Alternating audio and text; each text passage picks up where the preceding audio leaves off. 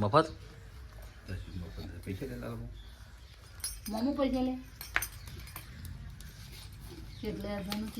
આવે લહન બગાડશો. અરે તું ના તું ભયા પદા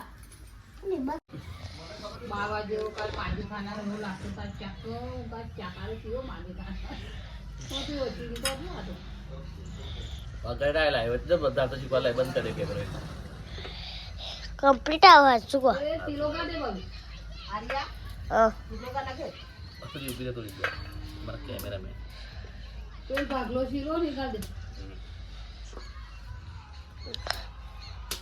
વચ્ચે દબાઈ દઉં. હજુ અમારા કેમેરામેન હે ને આર્યનભાઈ એમનો ફોન બોન પકડતો આવતું ને એટલે અમારા કેમેરામેનની થોડી તકલીફ છે. અને કેવું કે સ્ટેન્ડ બેન્ડ એ બધું લાવવાનું હોય પણ થોડું તમારો જો સપોર્ટ રહ્યો તો એ બધું લાવીશું આપણે.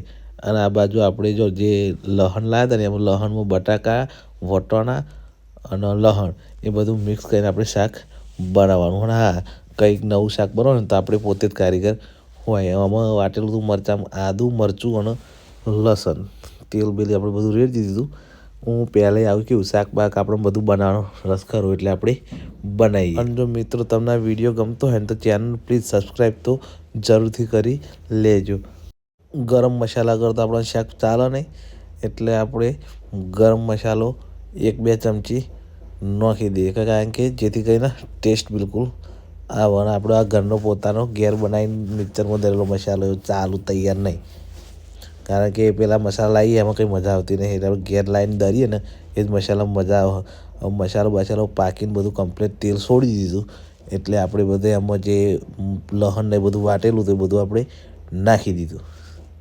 મારા બેટો ચાલુ મધુરામ પૂરો ગેસ બંધ થઈ ગયો. મને ખબર નથી પણ મારા આર્યએ કીધું કે પપ્પા ગેસ બંધ થઈ ગયો. પછી આપણે જોયું ફરી આપણે ગેસ ચાલુ કર્યો. આવું ને આવું આપણું કોમ મિત્રો એટલે ઘણી વાર ગેસ ચાલુ કરી દીધો. અને હા મિત્રો શાક કેવું બન્યું એ પણ કોમેન્ટ કરજો કારણ કે લહણનું શાક આપણે આ લીલા લહણનું શાક આપણે પહેલી વાર જ બનાવ્યું હોય. જો તમારે ખાવું હોય ને તો આવી જજો કોમેન્ટ પણ લખી દેજો કે આપણે ખાવું છે આપણે બનાવી દઈશું મિત્રો.